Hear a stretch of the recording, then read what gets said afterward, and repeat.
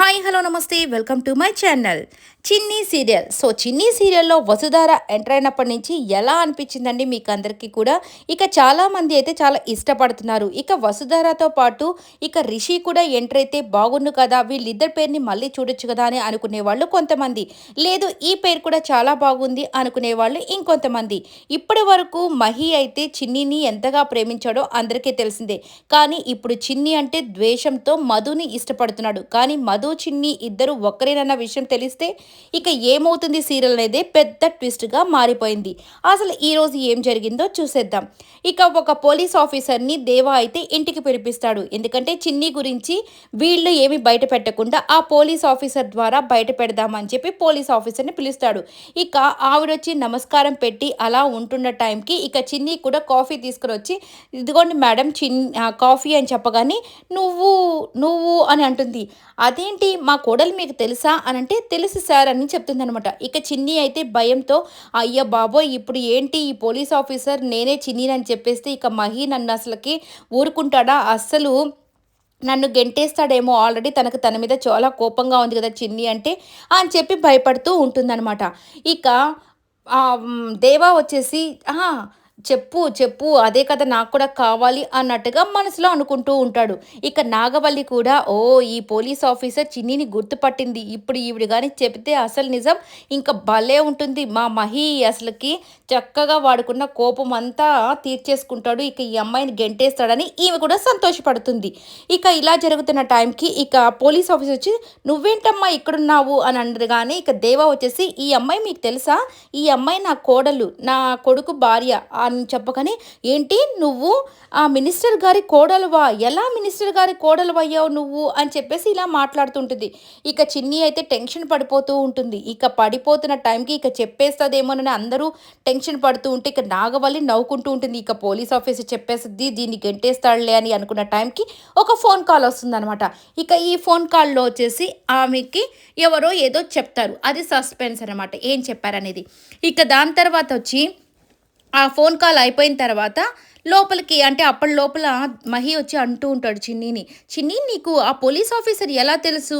ఆమె నీకెలా పరిచయము?" అని చెప్పి అడుగుతుంటే, ఆవిడ నాకు తెలుసు. ఎలా అంటే" అని అంటూ ఉంటుంది. పోలీస్ ఆఫీసర్ వచ్చేస్తారు. అప్పుడు మహి అడుగుతాడు, "మేడం మరి మీకు మా చిన్ని ఎలా తెలుసు? అయినా మీకిద్దరికి ఎలా పరిచయము? చిన్నిని ఎక్కడ చూసారు? ఎలా చూసారు?" ఇలా క్వెషన్స్ అడుగుతుంటాడు. "బాబు ఎలా అంటే నేను 2 సార్లు జైల్‌లో చూసాను" అని చెప్పి చెప్తాడు. "ఏంటి జైల్లోనా?" అని చెప్పి అందరూ షాక్ అయిపోతారు. అప్పుడు శ్రేయ వాళ్ళ అమ్మాయి వీళ్ళిద్దరూ వచ్చేసి, ఇంకేం చేసునుంటది, ఈమె ఏదో ఒక ఘనకార్యం చేసి ఎవరో ఒకడిని ఏదో చేసునుంటది.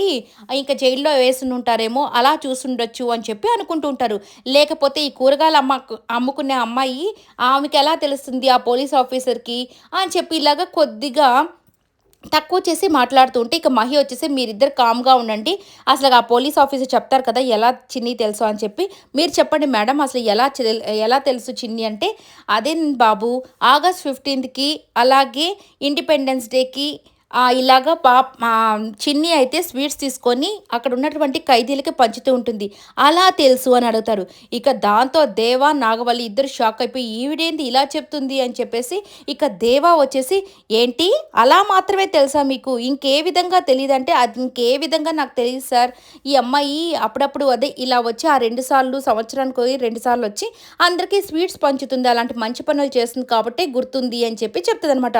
ఇక దాంతో దీని పని తర్వాత చెప్తానులే అని చెప్పేసి, ఇక మహి మాత్రం, అవునా!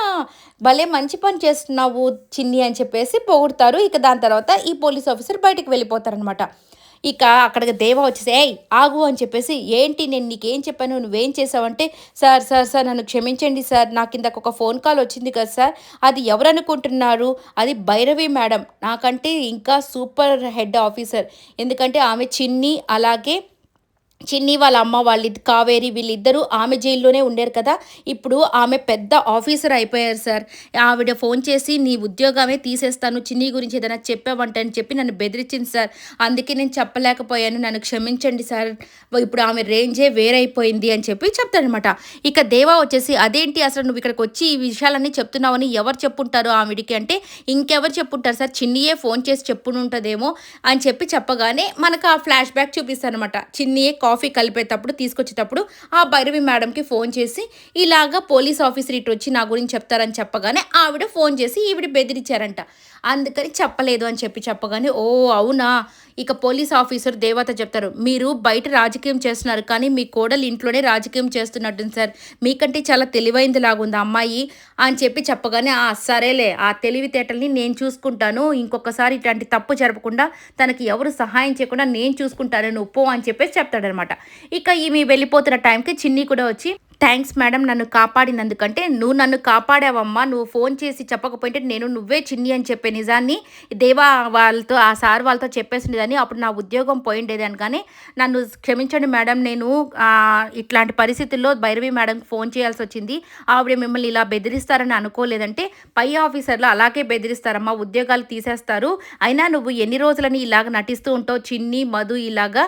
ఇక నిజాన్ని మహి బాబుకి చెప్పేస్తే మంచిది కదా! మహి నిన్నెంతగానో ఇష్టపడుతున్నాడు కాబట్టి తనకు వేరే వాళ్ళ ద్వారా కానీ తెలిసిందంటే మాత్రం నువ్వు చాలా ఇబ్బందుల్లో పడతావు. ఇక నిన్ను జన్మలో తను నమ్మడు. కాబట్టి నువ్వు ఈ యొక్క నిజాన్ని త్వరగా ఎంత త్వరగా వీలైతే అంత త్వరగా చెప్పేసుకొని ఈ యొక్క టెన్షన్ నుంచి బయటపడు అని చెప్పి సలహా ఇస్తుంది. ఎస్ మేడం, సరే మేడం, ఇప్పుడే కాదు నేను చెప్తానంటే ఎంత త్వరగా అయితే అంత త్వరగా చెప్పుకోమ్మా అని చెప్పేసి ఆవిడ వెళ్ళిపోతుంది. ఇక ఇక్కడొచ్చేసరికి ఉంది కదా లోహిత. లోహిత ఎప్పుడెప్పుడు ఈ చిన్నీని బయట ఇరికిద్దామా అని చెప్పేసి వీళ్ళు ఒక ప్లాన్ వేసి ఇక నాగవల్లి దగ్గరకొచ్చి ఆంటీ, ఆంటీ అని చెప్పి అంటుంటది. ఏంటి అని అంటే, మీరు ఒక ప్లాన్ చెప్పారు కదా! ఈరోజు మహి తనకి ప్రపోజ్ చేయబోతున్నాడు కదా! వాలంటైన్స్ డే సందర్భంగా. ఇక ఆ టైంలో మీరు నాకు ఒక చెప్పారు కాబట్టి ఒక పని అది చేసేసేనా, వాళ్ళిద్దరిని విడగొట్టేసేనా అని చెప్పేసి ఎగురుతూ ఉంటుంది. ఏంటి నువ్వు భలే సంతోషపడుతున్నావు వాళ్ళిద్దరిని విడగొట్టేదానికి? నీకు చిన్నికి ఏమన్నా పగలున్నాయా? నువ్వు తను ఏమన్నా మేనమామ మేనత్త కూతుర్లా అని చెప్పేసి ఫ్లాష్ బ్యాక్ తెలియకపోయినప్పటికీ కూడా వాళ్ళిద్దరు నిజంగానే వాళ్ళ మేనమామ కూతురే కాబట్టి ఇలా అంటుందన్నమాట. ఇక లోహితకి భయం వేసిపోతుంది. అమ్మో నా గురించి ఎక్కడ బయటపడిపోతుందో అని. అదేం లేదంటే మరి ఏంటైతే అంత కక్ష ఏంటి నీకు తన మీద, తనని బయటికి పంపించేసేయాలని చెప్పి నువ్వు భలే అసలుకి ఎగురుతున్నావు. అయినా కానీ నీ గురించి కూడా బయటపడుతుందనా లేకపోతే ఏంటి అంటే, అదేం లేదా ఆంటీ, తను కానీ బయటికి వెళ్ళిపోతే హ్యాపీగా శ్రేయ అలాగే మన మహి ఇద్దరు కలిసిపోతారు కదా, అందుకని ఆంటీ అని చెప్తే అంటుంది.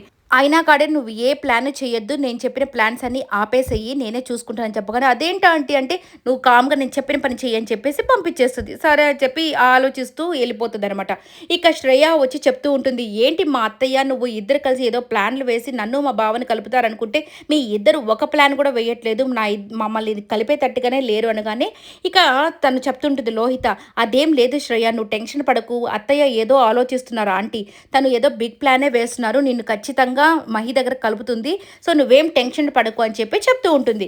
ఇక మధు దగ్గరకి మన మహి వచ్చేసి, ఏంటి మధు నువ్వు నా దగ్గర ఇంత పెద్ద నిజాన్ని దాచావని చెప్పగానే ఇక షాక్ అయిపోతుంది అనమాట. ఆల్రెడీ తను ఆలోచిస్తూ ఉంది ఎలా చెప్పాలని. ఇంకా అలా అనేసరికి, అదేంటి మహి అలా అంటున్నావు అంటే, అవును కదా నువ్వు నాకు చెప్పకుండా ఇంత పెద్ద నిజాన్ని ఎలా దాచావు అని చెప్పగానే, ఏంటి అంటే ఏంటి ఆ నిజం అని అంటే, ఏంటి ఎన్ని నిజాలు దాచావు ఏంటి నా దగ్గర? అదే నువ్వు ఆ యొక్క టెన్షన్ పడకు. నువ్వు జైలర్ గారు చెప్పినట్టు ఆ యొక్క జైలుకి వెళ్ళి స్వీట్స్ అన్నీ పంచుతున్న విషయం నాకెప్పుడో చెప్పుండొచ్చు కదా! నా దగ్గర ఎందుకు దాచావు? ఇలాంటి మంచి మంచి పనులు చేస్తున్నప్పుడు దాచాల్సిన అవసరం ఏముంది? నేను కూడా నీతో వచ్చి సహాయం చేసేదాన్ని కదా! అనగానే, అది ఇప్పుడు కాదు మహి, చిన్నప్పుడు ఆ టైంలో పెళ్ళికి ముందే చేశాను.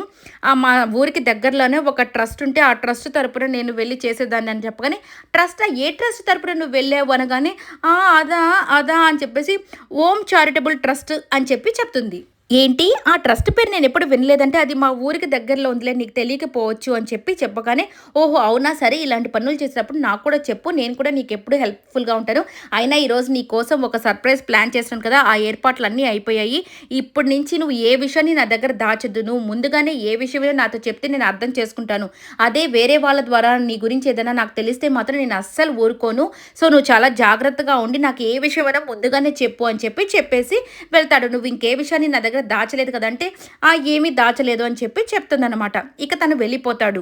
ఇక దాంతో చిన్నీకైతే టెన్షన్ మొదలవుతుంది. అయ్యో ఇక ఏంటి ఇప్పుడు కానీ నేను వెళ్ళి చెప్పాననుకో, ఈ విషయాలన్నీ నాతో ఏం దాచకుండా చెప్పు అని చెప్పాడు కాబట్టి నేను ఇవన్నీ చెప్పినట్టు ఉంటుంది, నిజాయితీగా చెప్పినట్టు ఉండదేమో. చెప్పకపోతే మళ్ళీ ఇంకెప్పుడు చెప్తానో, వేరే వాళ్ళ ద్వారా తెలిసిందంటే మహి అస్సలు ఊరుకోడు. ఇప్పుడు నేను ఏం చేయాలి, నాకేమీ అర్థం కావట్లేదని టెన్షన్ పడుతూ ఉంటుంది. కానీ మహి అయితే తన కోసం ఒక ప్రపోజల్ని ఎక్స్‌ప్రెస్ చేసేదానికి ఒక ప్రోగ్రామ్‌ని అరేంజ్ చేశాడు అందరి ముందు.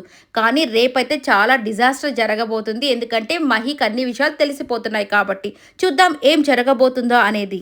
అలాగే వాళ్ళ అమ్మ వాళ్ళు కూడా టెన్షన్ పడుతూ ఉంటారు. ఏంటి మధు ఏమో చిన్ని నేనే అని చెప్పి చెప్పేసిద్దేమో మహి బాబుకి ఇప్పుడు ఏం చేయాలని చెప్పి వాళ్ళు టెన్షన్ పడుతున్న టైంకి ఇక మహి వాళ్ళకి ఫోన్ చేసి, ఆంటీ మీరు తప్పకుండా ఇంటికి రావాలని చెప్పగానే ఏమైంది బాబు అంటే, ఈ రోజటి నుంచి నేను మధుని చూసే విధానంలో చాలా మార్పొచ్చింది. ఆ మార్పుని మీరు కూడా చూడాలి కదా!